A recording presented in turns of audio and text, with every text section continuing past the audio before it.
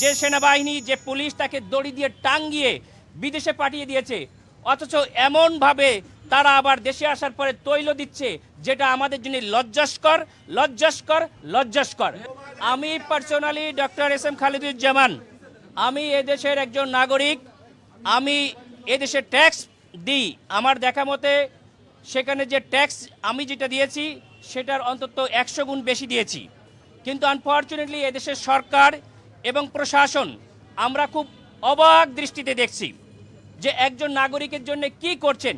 যে সেনাবাহিনী যে পুলিশ তাকে দড়ি দিয়ে টাঙ্গিয়ে বিদেশে পাঠিয়ে দিয়েছে, অথচ এমনভাবে তারা আবার দেশে আসার পরে তৈল দিচ্ছে, যেটা আমাদের জন্য লজ্জাস্কর লজ্জাস্কর লজ্জাস্কর। অবশ্যই অবশ্যই তার নিরাপত্তার জন্য ব্যবস্থা নেবে, কিন্তু সেটার একটা লিমিট আছে। বাংলাদেশ সেনাবাহিনীর প্রধানের কাছে আমি আবেদন করব, সেদিন সেনাবাহিনীর যে সদস্যরা যেভাবে তৈলমর্দন করেছে, যেভাবে রাস্তায় 1-2 মাইল হেঁটেছে, এটা জন্য সেনাবাহিনী অন্য দেশের সঙ্গে যুদ্ধ করছে। এটা আমি এই দেশের জন্য লজ্জাস্কর মনে করি। আমি আশা করি তখন তারা কোথায় ছিল যখন এদেশের গণমানুষের নেতা, এদেশের জননেত্রী সে মানে অকুতোবাই নেত্রী, আপসীর নেত্রী বেগম খালেদা জিয়াকে তখন আপনাদের ক্যান্টনমেন্ট থেকে এক কাপড়ে বের করে দিয়েছিলেন। তখন তো আমরা দেখি না এভাবে পাহারা দিতে। সুতরাং আপনারা কারোর জন্য অতিরিক্ত করার আমরা আশা করি না।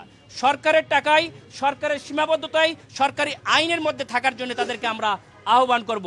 আমরা এটা দেখেছি, আমরা এই ধরনের তৈলবাজদেরকে উৎখাত করতে চাই। আমি অত্যন্ত আনন্দের সঙ্গে জানাচ্ছি, আমি দেখেছি আমার প্রতিদ্বন্দ্বী প্রার্থী আমাদের বড় ভাই, তাকে সালাম করার জন্য একজন নুয়ে পড়তেছিল, তিনি নিষেধ করেছেন। তার এটা ভুলে গেলে হবে না এই তৈলবাজরা তার জন্য কি করেছে।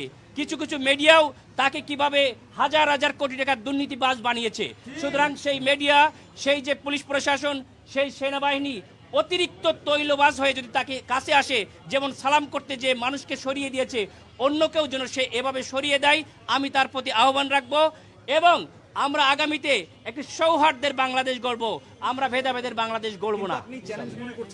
আমি বিন্দু মাত্র কোনো চ্যালেঞ্জ মনে করছি না। এই কারণে সেখানে আমার জনপ্রিয়তা দেখে আমি মনে করি তারা এক ধরনের ক্যান্ডিডেট আগে যিনি হবেন আমরা শুনেছিলাম, তিনি সেখান থেকে অন্য জায়গায় চলে গিয়েছে।